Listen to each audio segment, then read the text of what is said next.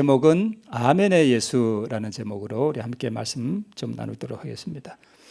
우리 본문의 말씀은 라오디게아 교회에 보내는 예수님의 그 사도 요한의 편지 가운데 예수님께서 우리 이 마지막 교회에 그분 자신을 어떻게 나타내셨는지에 대해서 함께 좀 말씀을 잠깐 나누어 보도록 하겠습니다. 저기 파란 부분은 바다고요, 지중해고 제가 지도를 참 좋아합니다. 오른쪽 아래 예루살렘이 이스라엘 나라가 보이죠? 그리고 요한계시록에 나오는 7 교회가 어디 있었냐 하면 저기 빨간 점들 있죠? 저기가 지금은 터키예요. 저기를 소아시아 지방이라 그럽니다. 저기에 에베소, 서머나, 버가모, 두아데라, 사데, 빌라델비아, 라오디게가 뺑 돌아가면서 다 있죠? 저기에 저런 이름을 가진 도시들이 있었어요. 지금은 다 폐허가 되었지만 저기에 보면 이제 제가 보라색으로 화살표 해놓은 데가 있죠? 저기에 라오디게아라는 도시가 있었습니다. 지금은 폐허가 되어 있습니다. 저기 7 교회에 저기 반모섬이라고 이렇게 해놓은 데도 있죠? 저기가 반모섬이에요. 저기 반모섬에서 요한이 뭐죠? 그 유배 가 있을 때 계시를 받아서 쓴 편지가 아시아에 있는 7 교회에 편지하노니 할 때 저기가 아시아 지방, 소아시아 지방입니다. 자, 저기 라오디게아 교회에 이 돌무더기가 저 라오디게아라는 도시에 있던 라오디게아 교회에 무너진 터라고 합니다. 저기가 교회 자리였어요. 이해가 되시죠? 저기에 보면 이렇게 십자가 문양을 새겨놓은 돌도 있습니다. 그렇죠? 네. 저 교회가 라오디게아 교회인데 저 라오디게아 교회의 교인들의 성향이 오늘 우리 마지막 시대 우리 교회의 성향과 아주 비슷해요. 뜨뜻하지도 않고 차갑지도 않고 이것도 아니고 저것도 아니고 여러분 그런 거 같습니까? 여러분 뜨겁습니까?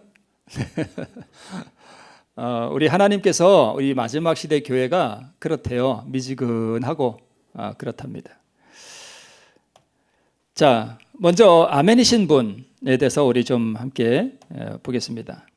라오디게아 교회의 사자에게 편지하기를 아멘이시오, 충성되고 참된 증인이시오, 하나님의 창조의 근본이신 이가 가라사대 하면서 우리 마지막 교회에 보내는 편지의 주인이신 예수님을 3가지로 표현하고 계십니다. 첫 번째는 뭐라고요?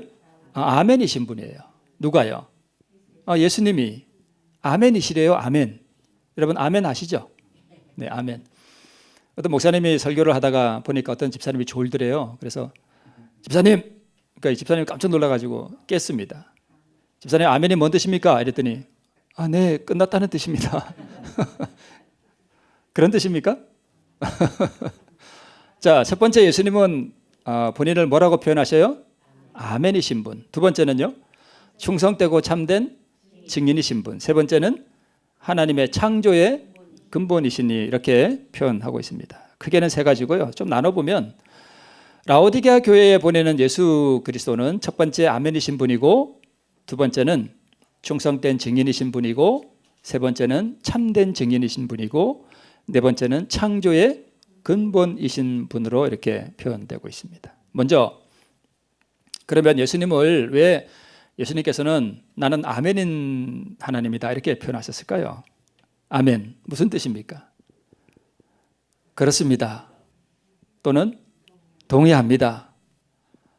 신뢰할 만합니다. 그러니까 그 말씀을 제가 정말 믿을 만합니다. 그런 뜻이기도 하고요. 또 내가 아멘 할 때는 그 말씀 그대로 되리라, 또는 그 말씀 그대로 이루어지리라, 이런 여러 가지 뜻이 같이 있습니다. 서양 사람들은 아멘이라 그러지 않고 에이멘 그래요. 그죠?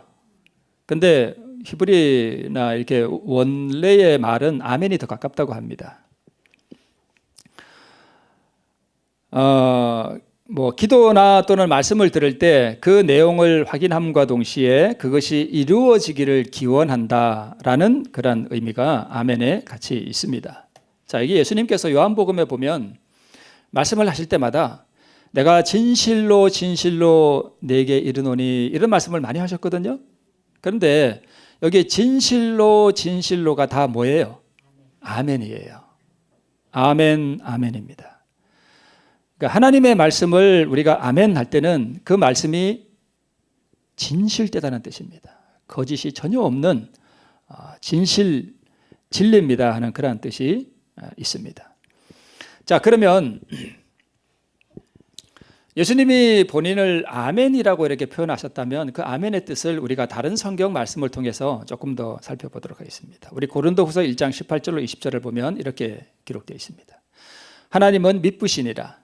여러분, 미쁘다는 말이 무슨 뜻일까요? 미쁘다. 예, 믿을만하다는 뜻이에요. 맞습니다. 네. 하나님은 미쁘시니라. 우리가 너희에게 한 말은 예하고 아니라 함이 없노라. 우리 곧 나와 실루아노와 디모데로 말미암아 너희 가운데 전파된 하나님의 아들 예수 그리스도는 뭐가 됐다고요? 예하고 아니라 함이 되지 아니하였으니 저에게는 예만 되었느니라. 하나님의 약속은 얼마든지 그리스도 안에서 뭐가 된다고요? 네. 그런즉 그로 말미암아 우리가 아멘하여 하나님께 영광을 돌리게 되느니라. 여기 보니까 아멘하고 뭐하고 같은 것 같아요.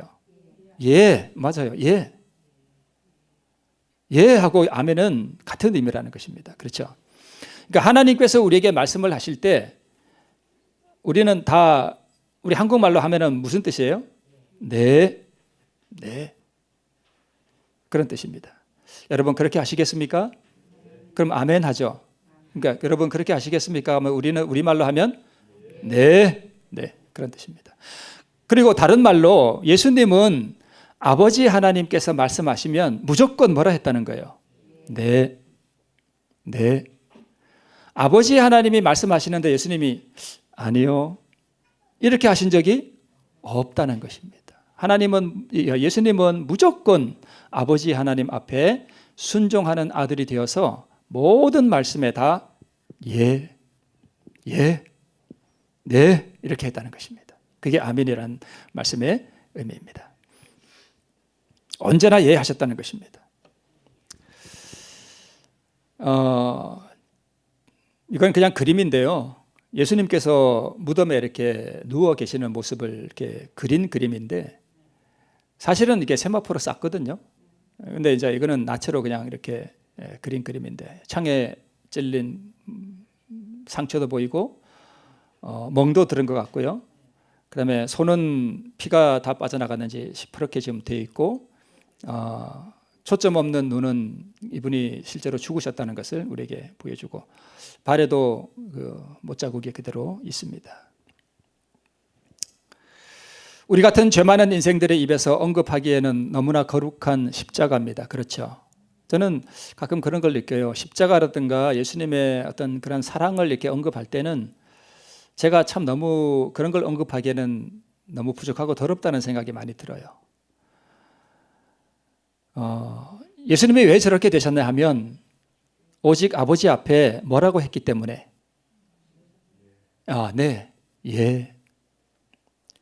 했기 때문에 저기 들어갔습니다. 그걸 제가 말씀드리려고 저 그림을 이렇게 실어놨습니다. 했기 때문에 죽었어요. 그렇죠? 만약 예수님이 아버지 앞에 그랬으면 저기 들어가셨을까요? 안 들어가셨습니다. 그분은 죽지 않으셨을 것이고 그 대신 우리는 다 어떻게 됐을까요? 우리는 오늘 여기서 예배 못 드립니다. 그죠? 죽음의 밀실에 들어가기까지 오직 아버지 앞에 하신 예수님. 하나님의 모든 뜻에 대해 완전한 순종의 의미로 하셨습니다.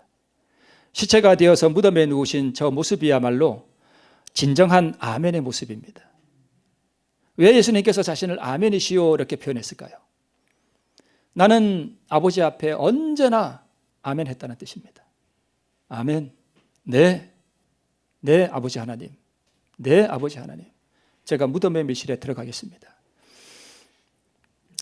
죽기까지 자신을 버려서 아버지 앞에서 단 한 번도 아니요 라고 말하지 않으신 그래서 아멘은 무덤에까지 예하고 따르는 그것이 바로 아멘입니다. 그래서 오늘 라오디게아 교회에 보내는 이 기별 가운데서 예수님께서 자신을 나는 아멘이요 라고 표현하셨던 그 이유는 나는 이렇게 죽기까지 아버지 앞에 뭐 하셨다는 얘기예요? 아멘 하셨다는 뜻입니다. 그죠? 그러면 왜 라오디게아 교회에 보내는 편지에서 예수님은 자신을 아멘이라고 표현하셨을까? 우리에게 얘들아 나는 아멘인 하나님이야. 나는 아멘이었어.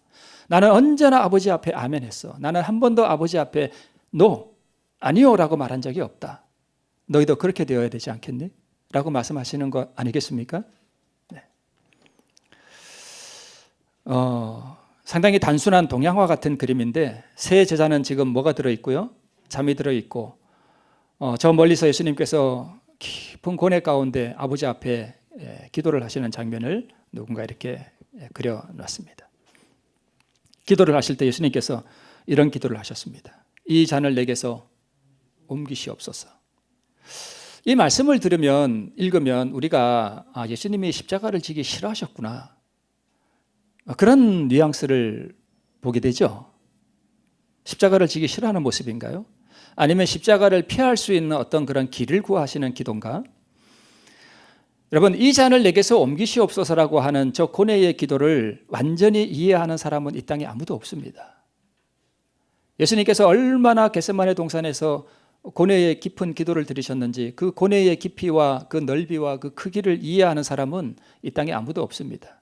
저 자신도 여기서 저의 더러운 입술로 이런 것을 논한다는 것 자체가 사실은 불경한 것인지도 모르겠습니다.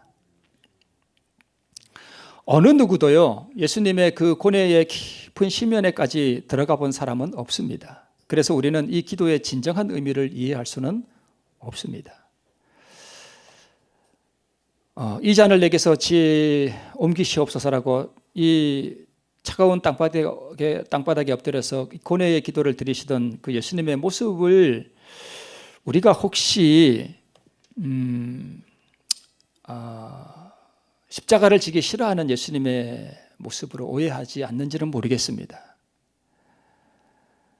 그러나 여러분 이 잔을 내게서 옮기시옵소서라고 하는 그 기도는 이제 앞으로 아버지 하나님과 영원히 분리되는 그 경험 가운데로 들어가셔서 실제로 아버지 하나님과 영원히 분리되는 것을 느끼는 예수님의 그 인성이 그것이 얼마나 두려운 것인지를 느꼈을 때 오는 그 고뇌의 부르짖음이었습니다. 그러니까 아버지 하나님과 영원히 분리되기를 싫어하는 아버지 하나님과 떨어지기를 싫어하는 그 예수님의 그 인성이 두려움에 떠는 그 모습을 이렇게 표현하신 것으로 보입니다. 이 땅에서요 수십억 수백억의 사람이 이 땅에 살다 갔지만 그리고 살고 있지만 아버지 하나님과 영원히 분리되는 것이 얼마나 두렵고 무서운 것인지를 경험해 본 사람은 아무도 없습니다. 오직 누구만이 경험해 보셨어요? 예수님만이 경험해 보셨어요. 그래서 그 두려움이 얼마나 큰지를 아무도 모릅니다.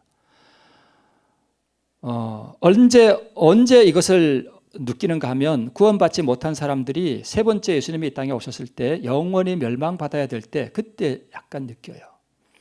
그들이 느끼는 것보다 더 큰 고뇌를 예수님은 느꼈기 때문에 이 고뇌를 지금 경험해 본 사람은 아무도 없습니다. 이 잔을 내게서 옮기시옵소서. 그 다음에 무슨 말이 나오는가 하면 그러나라고 나옵니다. 그러나. 여러분 이 그러나가 우리 그리스도인 삶에 있어서 상당히 중요한 단어입니다. 우리가 하나님 앞에 순종하거나 하나님을 따라가고자 할 때 우리 육의 본성은 항상 그것을 뭐하는 본성이 있는가 하면 거절하려는 본성이 있어요. 그렇죠? 아버지 하나님의 말씀에 우리가 아니요 라고 말하는 본성이 있다는 거예요. 그때 우리가 뭐라고 외쳐야 될까요? 바로 이거예요. 그러나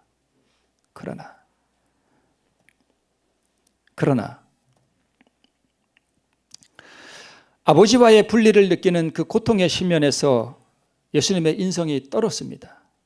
이 인성이 이 고통을 굉장히 두려워했습니다. 그러나는 이 과정에서 처절하게 자기를 부인하는 말씀이었습니다. 그게 뭐라고요? 그러나 이 잔을 내게서 옮기시옵소서. 그러나 우리의 연약한 인성을 고백한 후에도 우리도 뭐가 있어야 되는가 하면 그러나가 있어야 됩니다. 하나님 아버지, 정말 저 이거 하기 싫습니다. 그 꼴보기 싫은 인간에게 가서 내가 잘못했다고 고백하는 거 정말 싫습니다. 아버지, 우리 그런 거 있잖아요. 아버지, 저 이거 정말 싫습니다. 본성이 그걸 싫어하는 그게 있잖아요. 그죠? 그때 우리가 뭐라고 외쳐야 될까요? 그러나 제가 그렇게 하겠습니다. 그게 믿음입니다. 그러나 제가 그렇게 하겠습니다. 그는 우리를 위하여 자신을 뭐하사? 버리사 향기로운 제물과 생축으로 하나님께 자신을 드리셨느니라. 제가 드리는 거 참 많이 말씀드렸죠. 예, 자기를 버리사 하나님께 드리셨습니다. 이분은 누구시냐 하면 만해 한용운이라는 사람인데요. 혹시 들어보셨죠? 혹시 들어보신 분이 계실 겁니다. 1879년에 태어나셔서 해방되기 그 전해 6월달인가 아마 그때 돌아가셨습니다. 충남 홍성 출신이고요. 독립운동가입니다. 그리고 종교는 불교인이에요. 아주 투철한 불교인입니다. 1962년에 건국훈장을 받았습니다. 이분이 쓴 시가 여러 개 있는데 이분이 쓴 시 중에 이런 시가 있어요. 제목은 복종입니다. 남들은 자유를 사랑한다지만 나는 뭘 좋아해요? 나는 복종을 좋아하여요. 자유를 모르는 것은 아니지만 당신에게는 뭐만 하고 싶어요? 복종만 하고 싶어요. 복종하고 싶은데 복종하는 것은 아름다운 자유보다도 달콤합니다. 이것이 나의 행복입니다. 복종하는 게 뭐라고요? 행복이래요. 그러나 당신이 나더러 다른 사람을 복종하라면 그것만은 복종할 수가 없습니다. 다른 사람을 복종하려면 당신에게 복종할 수가 없는 까닭입니다. 그러므로 당신이 가신 뒤에 떠난 근심보다 뉘우치는 눈물이 많습니다. 여기에서 말하는 복종하고 싶은 당신은 누굴까요? 예수님요? 집사님 저보다 좀 앞서가셨어요. 적용하면 그래요. 그죠? 틀린 건 아닙니다. 이 한용운 선생이 독립운동가였잖아요. 그러면 이 당신은 누굴까요? 조국. 네. 주권을 잃어버린 나의 조국 대한민국이었습니다. 이분이 누구에게 복종하고 싶은 거예요? 조국에게 자기를 다 복종하고 싶은 거예요. 그죠? 다른 사람을 복종하려면 당신에게 복종할 수가 없는 까닭입니다 할 때 다른 사람은 누굴까요? 일제겠죠. 그죠? 네. 자, 여러분, 내가 복종하고 싶어서 이렇게 남에게 어떤 대상에게 내가 사랑하는 대상에게 복종하는 것은 쉬워요, 어려워요? 굉장히 쉬워요. 그죠? 내가 복종하고 싶은데 복종하는 거. 그거는 정말 달콤하고 행복한 거예요. 그죠? 네.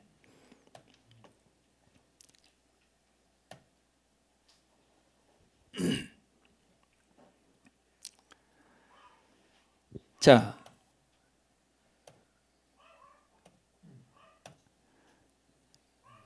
예수님은 그러나 나의 원대로 마옵시고 이렇게 말씀하셨습니다. 나의 원대로 마옵시고. 한용운 선생은 뭐라고 얘기해요? 나는 복종을 좋아해요.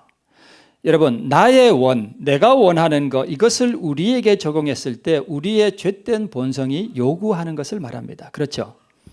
복종하기를 좋아하는 본성, 그것을 우리는 의라고 불러요. 정말 의를 소유한 사람의 본성 가운데는 어떤 본성이 생기는가 하면 하나님 앞에 진정으로 복종하고 예 하고 아멘 하고 따라가고 싶은 그런 본성이 하나 생겨요. 회심한 사람에게는 나의 원과 복종하기를 좋아하는 본성이 함께 공존합니다. 아버지의 뜻대로 하옵소서. 이것이 아멘이라는 뜻이 아니겠어요?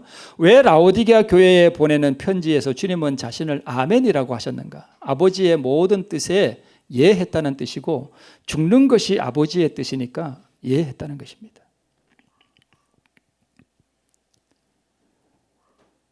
한용운 선생은 복종하고 싶은데 복종하는 것은 정말 행복한 거라 그랬습니다. 그런데 여러분, 우리가 하나님 앞에 복종하는 것이 정말 그렇게 행복한가요?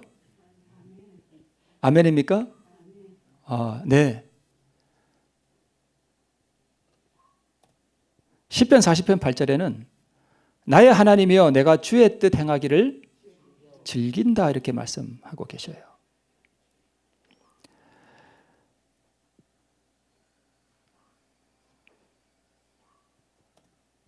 두 번째, 참되고 충성되고 참된 증인이신 분에 대해서 우리 잠깐 한번 또 보겠습니다. 예수님의 치욕의 생애는 아버지께 다 뭐 했기 때문에? 아멘 했기 때문에. 입으로가 아니라 뭘로 아멘 했어요? 삶으로 아멘 했습니다. 그래서 우리 이 그림을 보면 이게 무슨 그림 같아요? 아브라함이 뒤에 가고 앞에 누구 같아요? 나무를 지고 가는 이는 이삭이겠죠. 이 이삭은 예수님에 대한 완벽하진 않지만 하나의 표상이에요. 저기가 예수님이 십자가를 졌던 골고다 언덕과 가까운 곳이거든요. 모리아산, 시온산의 그 성전이 섰던 곳이에요. 죽음의 나무를 지고 자기를 태울 그 나무를 지고 지금 언덕을 오르는 이 이삭은 누구에 대한 표상인가 하면 십자가를 지고 골고다 언덕을 오르는 예수님에 대한 표상입니다. 나무를 벌려놓고 오늘 양 대신 너를 제물로 드리라고 했다는 아버지의 뜻을 들었을 때에 이 20살이 된 이 이삭은 건장한 청년이었잖아요. 아브라함은 120세가 된 늙은 사람이었잖아요. 만약에 이삭이 그 자리에서 아버지 앞에 아니요 라고 했으면 어떻게 됐을까요? 이삭은 아버지 앞에 뭐 했습니까? 예 했습니다. 너를 죽여야 된대. 너를 제물로 드리래. 그런데 이삭이 뭐 했어요? 네 했습니다.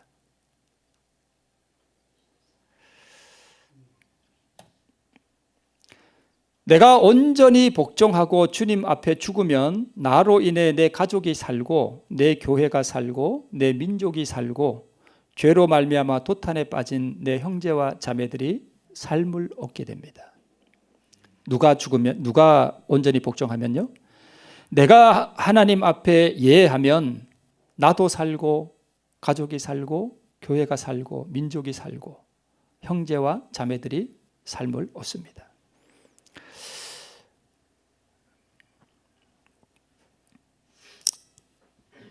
이 그림은 무슨 그림이냐 하면 저기 무릎을 꿇고 있는 이는 느헤미야입니다.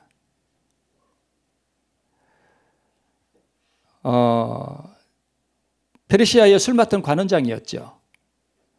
이 느헤미야가 무슨 소식을 들었는가 하면 예루살렘 성전을 이제 완성해서 좀 시간이 흐른 다음에 대적들이 와서 성벽을 무너뜨리고 그 다음에 성문을 불에 태웠다 하는 얘기를 듣고 수심이 가득했습니다. 이때 왕이 너 얼굴에 왜 그래 수심이 있느냐 할 때 이 느헤미야가 이차저차 다 말씀을 드리죠. 그래서 이제 왕에게 허락을 받아서 무슨 사업을 하는가 하면 예루살렘 성벽을 재건하는 일을 하고 성문을 다시 복구하는 그러한 일들을 합니다. 외부적으로는 대적들의 공격과 공사에 어려움이 있었고 한 손에는 무기를 한 손으로는 성벽을 쌓는 그러한 역사를 이루었습니다. 말씀해 보면 주야로 교대하며 성벽을 재건했다 이렇게 기록하고 있습니다. 그런데 여러분 내부적으로도 상당히 문제가 많았습니다. 무슨 문제가 있었는가 하면 성벽을 재건하는 동안 흉년이 들었어요. 그래서 굉장한 식량난이 일어났고요. 그 다음에 세금을 내야 했는데 이 가난한 사람들이 세금을 낼 수 없으니까 부자들에게 토지를 저당 잡히고 자기 자녀들을 저당 잡혔습니다.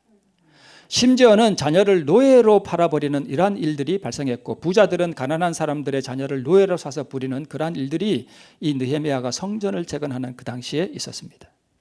그 다음에 부자들과 상류층들이 곡식과 돈을 빌려주고 고리의 이자를 받아서 뜯는 그러한 불합리한 일들이 그 당시에 있었습니다. 그 얘기를 누가 들었는가 하면 느헤미야가 들었습니다. 이게 얼마나 부당한 일이에요. 이때 느헤미야가 이렇게 얘기합니다. 내가 또 이르기를 너희의 소위가 좋지 못하도다. 우리 대적 이방 사람의 비방을 생각하고 우리 하나님을 경외하며 행할 것이 아니냐. 나와 내 형제와 종자들도 역시 돈과 곡식을 백성에게 취하여 주나니 우리가 그 이식 받기를 그치자.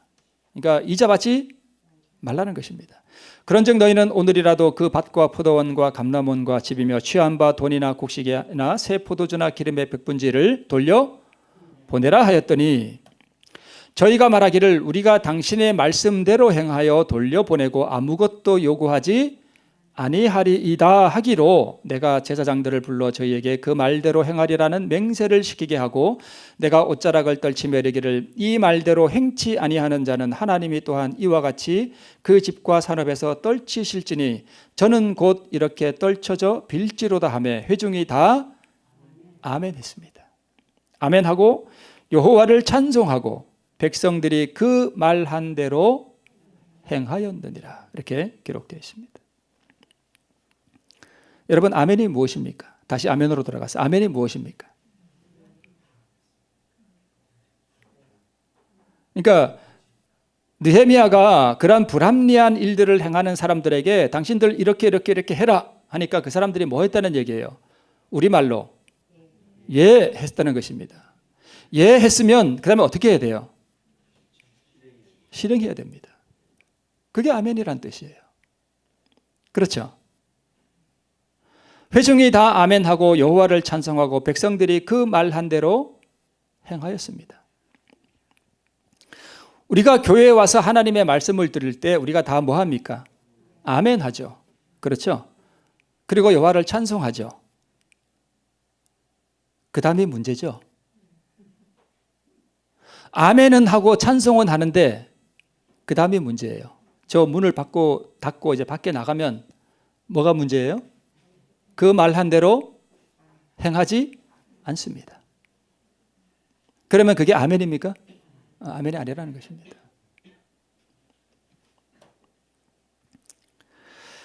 자, 창조의 근본이시니라고 또 말씀하고 있습니다. 자, 이것은 제가 언제 한번 말씀드렸던 거죠. 자, 우리 창세기 1장 7절로 30절에 보면 제가 언제 한번 말씀을 드렸죠. 창세기 1장에는 믿음으로 말미암는 의에 가장 근본적인 핵심이 거기 들어있다 그랬습니다. 그렇죠? 자, 하나님이 궁창을 만드사 궁창 아래의 물과 궁창 위의 물로 나뉘어라 하니까 그대로 되니라. 묻이 드러나라 하심에 그대로 되니라. 씨가 진 열매 맺는 과목을 내라 하시니까 그대로 되니라. 땅에 비치라 하시고 그대로 되니라. 종류대로 내라 하시니까 그대로 되니라. 내가 모든 푸른 풀을 식물로 주노라 하시니 그대로 되니라. 여기 이 말씀과 회중이 다 아멘하고 여호와를 찬송하고 백성들이 그 말한 대로 행하였느니라와 무엇이 비슷한 게 있죠? 뭐가 비슷해요? 그 말한 대로 행하였느니라. 그 말한 대로 된 거죠. 그대로 됐죠. 그게 믿음이에요. 아멘하고 찬송하고 저 문을 열고 나가서 그 말씀대로 하면 그게 뭐라고요? 믿음이라고요. 그러니까 믿음은 어디에만 있는 게 아니에요? 교회 안에만 있는 게 아니라 밖에 나가서까지 아멘입니다. 실천하는 게 그게 아멘이라는 것입니다. 보세요. 그 말한 대로 행하였느니라와 그대로 되니라. 그렇죠? 같은 거죠? 네, 같은 거예요. 그러니까 예수님이 아멘하고 이렇게 다 행하신 것은 우리에게 믿음이 무엇인지에 대한 하나의 모본을 보여주신 것이죠. 그렇죠? 네. 한용운이 복종하고 싶어 했던 그 당시는 바로 조국입니다. 그래서 복종하고 싶은 아멘은 쉬워요? 어려워요? 쉬워요. 그러나의 아멘은 쉬워요? 어려워요? 어렵습니다. 그러나 하고 아멘한 뒤에는 평안과 안식과 의가 있다는 것을 우리가 알 수 있습니다. 자, 여러분, 예수님께서 보여주신 그 기도, 나의 원대로 마옵시고 그러나 아버지의 뜻대로 하옵소서라고 하는 그 기도에는 두 가지가 있습니다. 하나는 한용운의 시처럼 내가 복종하고 싶은데 복종하는 것은 어쩌면 쉬울 수 있어요. 그렇죠? 그렇죠? 그건 하나의 성화의 어떤 표상이 있지만, 그러나 진짜 우리가 이 믿음을 갖게 되고 그 의를 소유하게 되는 데는 사실 참 어려운 부분이 그러나라고 하는 것입니다. 그러나 내가 원하는 대로 하지 않고 그러나 아버지의 뜻대로 내가 복종하려고 하는 그러한 정신이 바로 믿음의 가장 중요한 요소임을 우리에게 가르쳐주고 있습니다.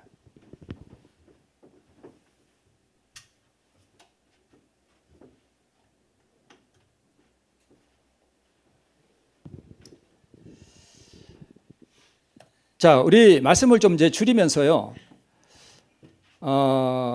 좀 이런 걸 말씀드리고 싶어요. 그리스도를 바라본다는 것이 무엇이냐? 그 말씀에 주어진 대로 그분의 생애를 연구하는 것을 의미하고, 점점 더 열렬히 그분과 같이 되어 보려고 애를 쓰는 것이 예수님을 바라본다는 말씀의 의미입니다.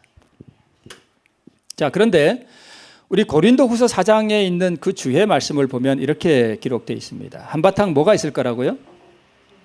전쟁이 있을 거라고요. 왜냐하면 유혹하는 자가 그의 부하 중 한 사람을 잃고 있음을 알기 때문이다. 어떤 싸움은 사단이 직접 사용하기 위하여 강화시켜 온 속성들과 싸워야 한다. 이렇게 말씀하고 있습니다.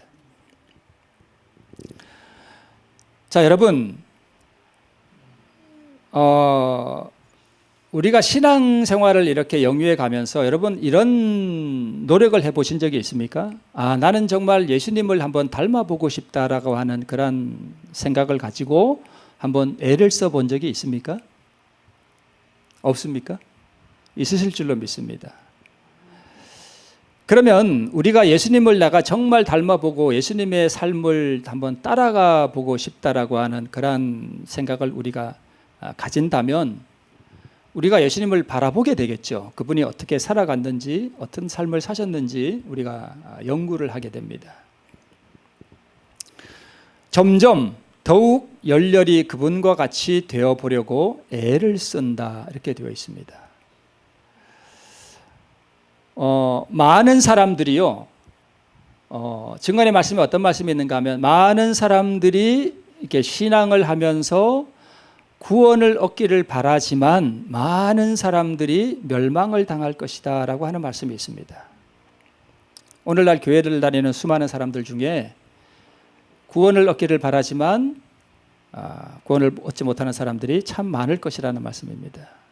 제가 여러분을 낙담시키기 위해 드리는 말씀이 아니라, 그렇다면 우리가 그런 사람은 왜 멸망을 받는가라고 하는 것을 우리가 아셔야 되겠죠.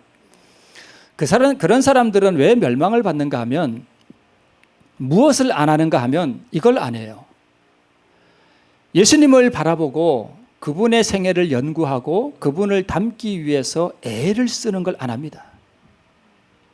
요걸 안 해요. 그냥 구원은 받고 싶어요.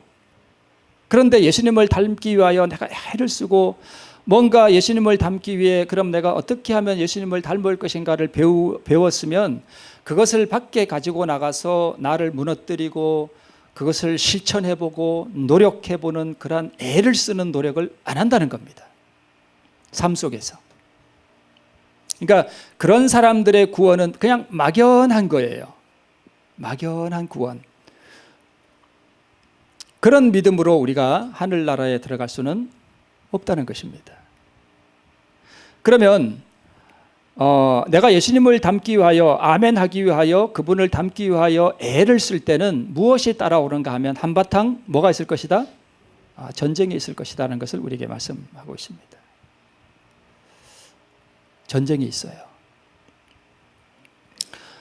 꼭 내가 예수님을 따라가고 예수님을 만나고 예수님의 삶을 모방하고 예수님의 생애와 같은 그분의 생애를 살아보려고 애를 쓰면 꼭 어려운 일이 따라옵니다. 한바탕 전쟁이 있습니다. 이 전쟁에서 승리하셔야 돼요. 우리가 예수의 생애를 모방하는 것은 멀찍이 떨어져서 그를 바라봄으로 되는 것이 아니고 그분에 관해서 이야기하고 그분의 완전하심을 깊이 생각하고 취미를 우아하게 하고 품성을 고상하게 하려고 뭐함으로써 되는 것이다? 노력함으로써 되는 것이다. 목사님, 저번에는 그 예수님의 품성은 선물로 받는다 했는데 왜 또 무슨 노력을 해야 되나요? 이렇게 말씀하실 분이 계시죠?